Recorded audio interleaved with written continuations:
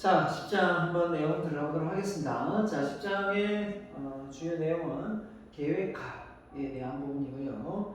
자, 그 속에서 뭐가 나오냐면 목표 설정, 그 다음에 경영 계획에 대해서 나옵니다.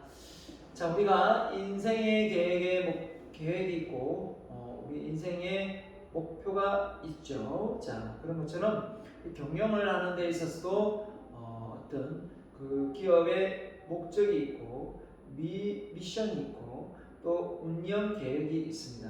아무튼 각각에 대해서 어떻게 작성이 되고 어떻게 구성되어 있는지, 그리고 어떻게 하면 경영 계획을 잘 해서 원하는 목표를 잘 이룰 수 있는지 배워보도록 하겠습니다. 자, 먼저 조직. 회사는 기업은 사람들의 구성원으로 이루어져 있기 때문에 개인이 아니기 때문에 이제 조직의 목표가 되겠습니다. 조직이 실현하고자 하는 집안의 어떤 문제가 원하는 상태. 자, 조직이 실현하고자 하는 모든 문제에 원하는 상태라고 표현을 했는데요. 자, 경영자는 자신의 조직에서 가장 적합한 목표가 무엇인가를 이해하는 것이 필요하다. 자, 그 다음에 목표는 조직 구성원들의 조직이 가고자 하는 방향을 인식시켜준다. 그 다음에 조직 목표는 일과 공중 많은 다른 사람들에게 조직의 의도를 인식시켜주고 조직의 어떤 유효성을 판단하는 기준이 된다. 자, 이게 무슨 말이냐면요. 자, 경영도 당연히 자신의 목표가 무엇인지 경영을 하는 데 있어서 자, 리더십을 받아야 하는데 목표가 없다면 리더십을 한 방향으로 끌고 가기 어렵겠죠. 이끌어가기 어려울 겁니다. 그렇기 때문에 어떤 것을 달성하자, 어떤 것을 목적으로 우리가 성장하고 발전하자라는 게 경영자의 어떤 머리에 있어야 될 것 같고요. 그게 이제 전략과 전술로 나와야 되겠죠. 그다음 목표는 구성원들에게 각자 가고자 하는 방향을 인식해 주는 거니까 그 기준이 되는 거거든요. 자, 기준이 없는 상태에서 기업의 어떤 업무를 보는데 우왕좌왕하지 않겠습니까? 그런데 어떤 방향성이 정확하게 잡혀져 있다면 그 방향을 기준으로 잡고 가게 돼 있습니다. 그래서 우리가 인생을 살아가는 데 있어서 자기가 지금 내가 잘 살고 있나 못 살고 있나, 그리고 연말에 대해서 내가 잘 살았나 못 살았나 평가하게 되는데요. 그래서 제가 많이 묻습니다. 여러분은 인생을 지금 잘 살고 있는 것 같습니까? 못 살고 있는 것 같습니까? 이랬을 때 정말 이러지도 못하고 저러지도 못하는 친구들이 있어요. 왜냐하면 내가 잘 사나? 못 사나? 내가 잘 산다고 해야 되나? 못 산다고 해야 되나? 헷갈리잖아요. 그런데 정확하게 평가가 어렵다면 가능한 게 뭐냐면 여러분이 목표로 하고 있는 게 무엇이고 그 목표를 하고 있는 방향으로 지금 조금씩 나아가고 성장하고 하고 있다면 여러분은 지금 잘하고 있는 겁니다. 잘하고 있는 건데 만약에 여러분이 그런 기준과 목표가 전혀 기준이 되는 그 목표가 전혀 없다면 어떻게 될까요?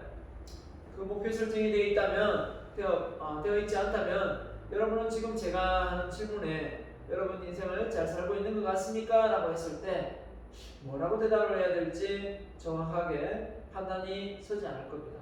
똑같습니다. 기업의 조직의 목표도 마찬가지입니다. 기업을 이만큼 하면 많이 성장시키고 발전시킨 것 같습니까? 라고 했을 때 처음에 세웠던 목표가 있겠죠. 우리는 뭐 5% 성장한다, 10% 성장한다 올해. 그랬을 때 그게 미쳐서 그 영향을 미쳐서 그 목표에 도달하는 훨씬 뛰어넘었다 그러면 당연히 ES가 빨리 나오겠지만 훨씬 못 미치면 아니요 라고 대답이 나오겠죠. 그래서 인생을 우리가 알차고 보람있게 살고자 한다면 반드시 목표가 있어야 되는 거와 똑같고요. 기업에서도 마찬가지입니다. 기업이 전체적인 어떤 조직의 힘을 발휘해서 한 방향으로 가야만 시너지 효과가 일어나는 거지 목표 없이 힘을 합치면 배가 산으로 가겠죠. 그래서 가고자 하는 방향을 인식시켜주고 또 많은 사람들이 의도한 대로 인식시켜주고 나중에 조직의 요소, 조직이 뭡니까? 같이 힘을 협업해서 더 좋은 시너지를 내는 건데 목표가 없는데 그게 조직의 유효성이 판단되겠습니까? 차라리 혼자 하는 게 낫죠. 맞죠? 그렇습니다. 조직의 목표의 주요 기능이 뭐냐 보면 첫 번째 조직 목표는 조직 활동과 조직 관계 내에 있는 다른 조직, 집단, 개인 사이의 연결 관계를 명확히 함으로써 조직의 환경에 연결시켜주는 방향의 방법에 영향을 미친다. 한마디로 조직의 목표 기능은 외부의 활동과 그 내부의 활동 사이의 어떤 관계성, 그 조직의 목표가 어떤 거냐에 따라서 달라지겠죠. 그래서 연결 기능을 한다 이거죠. 어떤 부분하고 연결되고 어떤 부분하고 어떻게 추진해 나갈지가 결정되기 때문이겠죠. 두 번째입니다. 조직 목표는 경영자들 구성원들에게 과학의 범위, 그죠? 어디까지 해야 되는지, 의사결정을 이건 해야 되는지 말아야 되는지, 그 다음에 동기유발, 어떤 식으로 어떤 내용을 가지고 동기유발을 시켜야 되는지, 성과 기준이 무엇인지, 조직 문화, 조직화를 위한 합리적 방법을 제공함으로써 합리성이라는 부분이 나올 겁니다. 법성, 합리성. 조직 내에서 내부의 활동을 위한 지침이 된다. 그래서 한마디로 목표가 없다면 이런 애매모호한 상황에서 어떤 걸 의사결정 내리고 힘들거든요. 인생을 놓고 봤을 때, 자, 여러분이 쉽게 설명할게요. 쉽게. 여러분이 서점에 갔는데 책이 수만 권 있어요. 수만 권의 책이 있는데 어떤 책을 읽어야 될지 막막할 때가 있어요. 그러면 그냥 어디 베스트셀러? 왜 베스트셀러가 됐을까? 사람들이 좋아하니까 베스트셀러가 됐겠지? 그럼 베스트셀러 위주로 책을 읽으면 되겠다 하고 베스트셀러 책을 읽을 수도 있어요. 본인의 의사결정이 명확하지 않으면. 맞죠? 그러나 본인이 가고자 하는 길이 예를 들면 앱을 만들어서 취업을 한다, 앱 개발자가 되겠다라고 했는데 갑자기 베스트셀러 코너에 갔더니 소설책이 베스트셀러가 되고 있다. 그럼 그 책을 내가 들고 읽고 있다면 과연 정말 내가 원하는 전문가 될 수 있겠는가? 저는 시간이 물론 이제 어느 정도 여유가 되면 그런 책도 봐야 되겠지만 저는 낭비라고 보거든요. 그런 시간은 그렇기 때문에 좀 더 우선순위에 맞게 가치성 있는 일을 해야 되는데 그러지 못한다는 거죠. 판단의 근거가 명확하지 않을 수 있다. 목표가 불명확하면. 근데 내가 어디를 가고 무엇을 하고 이 사회에 내가 무엇을 이루고자 하는지에 대한 명확한 목표가 있다면 그 길을 향해 한 발 한 발 나아갈 수가 있지만 그게 안 되는 경우는 어렵다는 거죠. 그래서 어떻게 보면 이 목표라는 부분이 과학의 범위까지 정하고 의사결정까지 하고 동기유발까지 성과 기준까지 그다음 조직화를 합리성까지 합리적 방법까지 거론할 수 있는 부분이 결국 목표다. 조직의 목표의 속성은 구성원들의 조직에 대한 몰입, 그죠? 한 곳을 향해서 같이 그걸 해낼 수 있도록 만들잖아요. 우리는 어떻게 해서 어떤 걸 달성합시다 이렇게 서로 이제 공유하면서 목표를 그리고 그에 대한 행동을 어떻게 하자는 어떤 협업을 취하겠죠. 그래서 조직의 몰입도를 높일 수 있습니다. 그래서 조직에 대한 확신을 갖게 합니다. 그리고 그 몰입을 하는 것 동시에 성과에 따른 어떤 성과 배분도 정확하게 어떤 약속이 되어야 되겠죠. 그래야 더 많이 회사에 기여하고 야근도 하고 뭐 어떻게든 자금도 하겠죠. 그런 어떤 상황입니다. 그래서 그런 게 명확하게 설정되어 있지 않다고 한다면 조직의 구성원들이 각자 힘이 분산될 수밖에 없을 겁니다. 자, 그래서 조직의 목표가 뭐냐 했을 때 목적이 있고 그 다음에 사명이 있고 그 다음에 목표가 있다. 그래서 목적이 애매한 추상성이 됐으면 그 목적에 대한 좀 더 구체성이 사명이고 사명에 대한 아주 구체성이 목표가 되는 겁니다. 그래서 조직의 목표는 내려가면 내려갈수록 더 구체성을 띠고 올라갈수록 애매모호하기 때문에 추상성을 띈다. 목표는 외적인 중요성과 내적인 요인을 이렇게 둘로 나눠놨는데요. 자, 조직의 목표가 조직 활동의 목적, 프로포즈죠. 자, 미션, 사명, 구체적인 목표 또는 합법성에 관한 정보를 제공하는 차원이다. 됐습니다. 자, 조직의 어떤 목적이 있겠죠.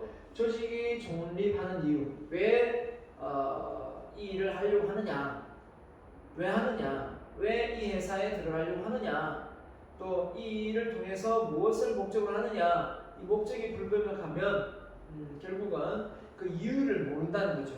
인생을 왜 우리가 이렇게 살아가는 데 있어서 왜 우리가 인생을 이렇게 열심히 살아야 되느냐, 대충 살면 안 되느냐라고 놓고 봤을 때 여러분 어떻습니까? 인생을 대충 살고 대충 이렇게 지낼 수도 있겠지만 그 목적이 분명하면 인생을 좀 더 알차고 보람있게 살지 않을까요? 저는 그렇게 생각하는데, 자, 그래서 조직의 존립 이유를 나타내는 것으로 좀 추상성이 있습니다. 그죠? 조직이 활동하는 사회적 맥락에서 조직의 가장 기본적인 목표가 될 수 있습니다. 그래서 이 기업의 어떤 목적은 한마디로 어떤 기업의 생존적인 입장에서 보면 이윤의 어떤 창출 부분이겠지만 기업이 이윤만 창출하고 경제적 이익만 취득하는 부분은 아니죠. 그렇기 때문에 약간의 어떻게 보면 그 지역 사회 발전이나 사회에 이바지하는 이런 이타성적인 부분이 당연히 거론될 수밖에 없습니다. 조직의 기본 목표는 생존, 스파이벌을 했는데요. 조직의 장기적인 생존이면 모든 상황에서 적합한 목표라고 할 수는 없다. 왜냐하면 태스크포스 팀이나 어떤 프로젝트 같은 경우는 단기적인 어떤 사명을 띠고 운영되는 조직이기 때문에 무조건 장기적인 생존이 모든 상황에 적합한 목표라고 할 수 없다. 당연하겠죠.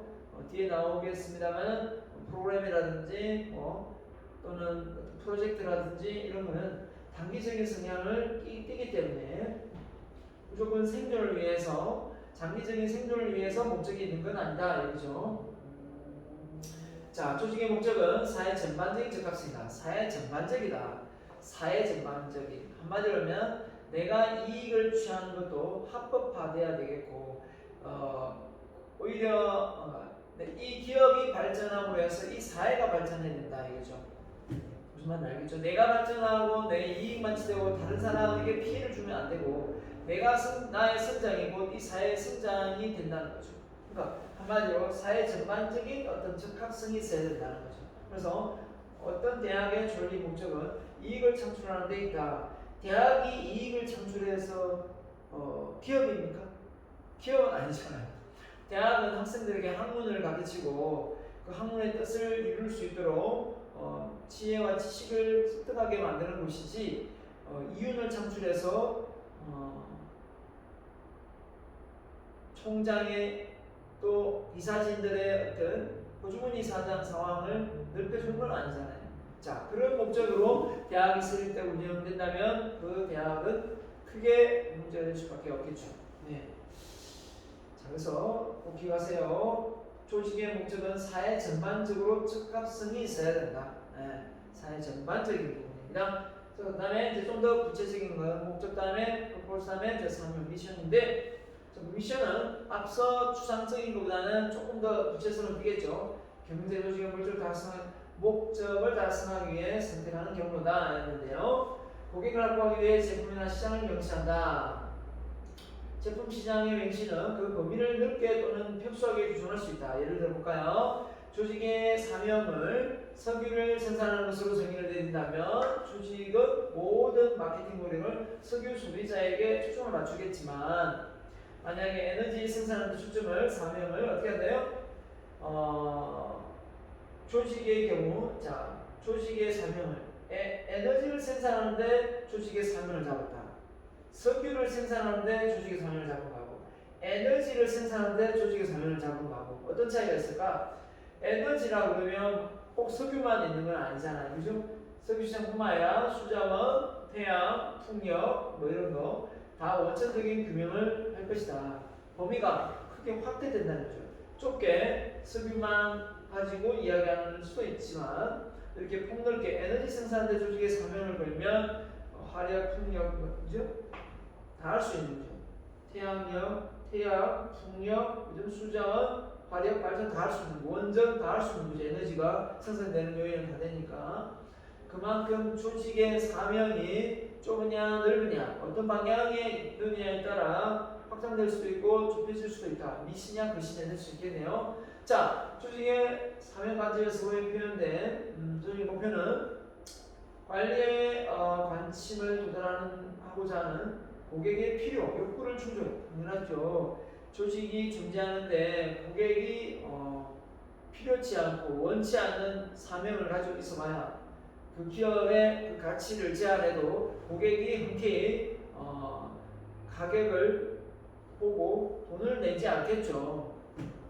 비용 대비 가격이 높아 있을 거니까. 그죠? 그래서 결국은 고객이 필요한 욕구에 충족하는 가치를 만들어내야 되겠죠. 가치 제한을 해야 될 거고. 그래서 어떠한 사명을 선택하느냐에 따라 조직의 존립을 목적을 달성하는 수 있는 조직의 능력에 영향을 미친다. 이렇게 되어 있습니다. 구체적인 목표. 자, 그 다음에 이제 목적, 사명, 목표지 않습니까? 목표입니다. 조직의 구체적인 목표는 조직 가운데 주장성이 적은. 자, 왜 주장성이 적으냐? 목표는 말 그대로 측정 가능해야 됩니다. measurable 가능, measurable. 자, 그 측정 가능하다는 얘기는 보통 측정 가능 숫자가 들어가는 경우가 대부분입니다. 측정 가능하다 보니까. 그래서 보통 상세한 용어로 표현을 하고 조직의 성격보다는 한정적인 틀을 가지고 있다. 범위가 딱 정해져 있다는 거죠. 범위가. 그래야 애매모호하지 않겠죠. 그죠? 언제까지 하라 이게 정해져 있으면 참 좋은데 그냥 해라 이러면 뭐 한 달은 내야 하라는 거야. 뭐 1년 내야 하라는 거야. 모르는 거죠. 자, 그래서 기업 조직의 경우 어떤 사명은 그죠? 존립의 이유, 그죠? 이윤충을 달성하는 계획을 세운다. 역시 마찬가지로 기업은 달성하고자 하는 매출액 수준의 차원의 구체적인 목표나 유지하기를 원하는 성장률, 고양하고자 하는 기업의 이미지성을 구체적인 목표로 설정하게 된다. 그래서 성장률을 얼마나 높일 것인가, 기업의 이미지를 얼마나 더 개선할 것인가 이런 부분에서 구체적인 목표를 세울 수도 있겠네요. 일반적으로 하나의 조직은 여러 가지 구체적인 목표를 갖고 있다. 목표가 달성되는 부분에서 기업이 그죠? 네, 그런 게 다 이렇게 되어 있겠죠. 합법성입니다. 합법성. 그래서 조직의 비구성원이 조직의 활동을 수행하는 차원이다. 무슨 말이냐? 기업이 세워놓은 그 목표가 다른 그 이해관계자, 그 기업과 관련되어서 거래하고 있는 업체들과의 관계 속에서 이 합법적이지 못하면은 결국은 그 기업의 목표는 어떻습니까? 별 의미가 없는 거예요. 적용될 수 없는 부분이 많죠. 그래서 조직의 목표는 외부 환경에 있어서 중요한 당사자에게 조직의 활동을 합법화시키는 데 있어서 중요한 역할을 한다. 예. 그래서 기업을 설립 시 법적인 어떤 설립하고자 하는 기업의 목적과 사명이 고려돼야 되고, 또한 조직의 활동은 법적인 규제를 받는다. 당연히 맞습니다. 근데 이걸 무시하고 합법화되지 않은 목표를 가지고 설정해 놓고 달성하려고 한다면 그건 기업 자체가 첫 번째부터 문제가 되는 거고요. 그래서 불공정 거래 금지, 거래 그죠? 행위 금지, 당연히 세금 납부 의무 이걸 무시하고 목표를 달성하겠다. 말도 안 되는 소리죠. 불공정 거래 여러 가지가 있을 수 있는데 일감 몰아주기, 그죠? 계열회사 그리고 나중에 뒷돈 챙기고, 맞죠? 그런 경우가 참 많잖아요. 자기 계열회사 모회사에서 자회사 거래하고 공정하게 어떤 입찰을 봐야 되는데 뒷돈 챙기고, 그죠? 또 봐주고 이런 사례가 많죠. 이런 사례 때문에 특히 이제 지금의 약국하고 병원 사이에 최근에 이제 언론에 나왔기 때문에 얘기합니다. 저도 이야기하지만 병원 의사들이 약사들한테 갑질을 하는 거죠. 내가 뭐 이런 약을 당신의 약국에서 팔게 해줄 테니까 당신이 나한테 돈을 뭐 2천만 원 내시오 뭐 이런 식의 어떤 한다는 거죠. 만약 그걸 잘 실내 병원에 인테리어 좀 하려고 하는데 돈을 좀 내시오 이렇게 한다든지 말도 안 되는 소리죠. 어떻게 보면 아무리 그 병원이 약을 그 약국에 약을 처방드리지만 그것 자체를 결국 어떻게 합니까? 갑질을 하면 안 되겠죠. 그래서 만약에 그게 그 상황에 응하지 않으면, 그죠? 허용하지 않으면 약을 너무 많이 바꿔버린답니다. 처음에 이런 약을 처방을 내려서 그 약을 갖다 놨더니 또 다른 약을 또 처방해버리고 또 그럼 그 재고가 쌓이는 거죠. 또 다른 약을 또 처방하고 이렇게 골탕을 먹인대요. 자, 이런 사례를 보면서 그 약사들의 어떤 고충을 보면서 또 이 의사들의 윤리적인 문제 이런 부분이 많이 거론되던데요.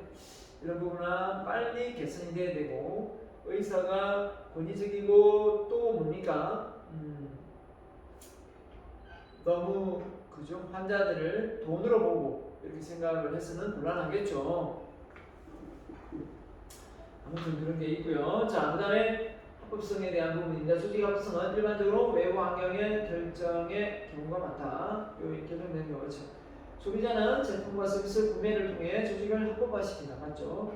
거기에 따라서 제품의 질이 나쁘거나 하면 구매를 안 하게 되니까 자, 그 조직을 합법화시키겠죠. 괜찮네. 약속대로 좋은 질 좋은 제품이네. 이렇게 되는 겁니다.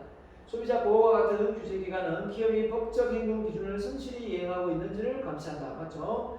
그 다음에 노동조합은 조직의 반응에 대하여 승인 여부를 결정한다. 그래서 따라서 경영자는 조직의 합법성을 상실하지 않도록 조직의 목표를 외부 당사자에게 관련시켜야 한다. 네. 그래서 노동조합이 원하는 그런 상황에 구성원들의 회사의 그쪽 임원들이 또 잘 활동을 해야 될 것 같고요. 그게 이제 상실되면 많이 또 데모를 하고 노동자의 어떤 힘을 또 과시해서 파업을 삼게 되겠죠. 그 다음에 또 뭐가 있겠습니까? 조직이 합법성에 위기에 직면하는 경우도 있다. 예를 들면 담배 광고 금지, 그렇죠? 그 다음에 청소년 담배 판매 금지 이런 걸 통해서 결국 담배 인상 공사라든지 이런 것은 담배를 판매하는 게 자체가 어떤 합법성 때문에 불이익을 초래할 수도 있겠죠. 판매되기 보니까. 하지만 이거를 왜 만들겠습니까? 청소년들의 어떤 보호적인 측면에서 하는 거고요. 게임을 10시 이후에 몇 살까지는 못하게 또 몇 시간 동안 못하게 그래를 정지하는 것도 있으면 마찬가지겠죠. 경영자는 조직의 목표가 조직 환경에 내에 있는 조직의 비구성원 사이에 지지를 받거나 유지를 될 수 있도록 해야 한다. 그게 유지를 못 받으면 기업이 망하죠. 그래서 만약 합법성을 상실하게 되면 새로운 목적인 사명을 주어야 된다. 그러면 고객이 다 떠나고 그 기업은 망할 수밖에 없는 겁니다. 맞죠? 아무리 좋은 기업의 목표를 세웠더라도 그 합법성의 부분에서 고객에게 외면 받는다면 문제가 심각하겠죠. 자, 그래서 기업의 목표 설정 보면 이익을 추구자 오잉사입니다. 그 다음에 아메리칸 모터 자동차 회사고요. 그 다음에 ABC 대학입니다. 자, 목적이 어떻습니까? 목적이 다 다르죠. 자, 이익이지만 여기는 이익이 아니죠. 지식의 개발 전달이죠. 자, 사명이 뭡니까? 비행기를 제작한다. 도로용 운송 수단을 제작한다. 그 다음에 여기는 지역민에 필요한 도움할 만한 강구위한 학문적 프로그램을 개발한다. 이게 되겠고요. 구체적인 목표 보세요. 다 숫자가 있습니다. 향후 5년 안에 5%, 4년간 주주에 대한 투자의 수익을 10% 증가시키겠다. 이런 식의. 자, 자동차 회사를 볼까요? 자동차 판매의 선도적 위치를 유지하겠다. 향후 3년 내에 종합 생산을 5% 증가시키겠다. 외국 자동차의 장기적인 제휴관계를 계약하겠다. 그 다음에 학교의 경우는 향후 5년간 10% 이상 증가시키고 기금을 확보하고 정부 지원금을 확보하고 매년 2%의 입학 정원을 증가시키겠다. 이런 게 대학의 목표가 되겠습니다. 자, 그 다음에 목표의 중요성에서 두 번째 내적 요인에 해당됩니다. 내적 요인에 대해서 잠시 숨 한번 돌리고 내적 요인에 대해서 다시 강의를 이어가도록 하겠습니다.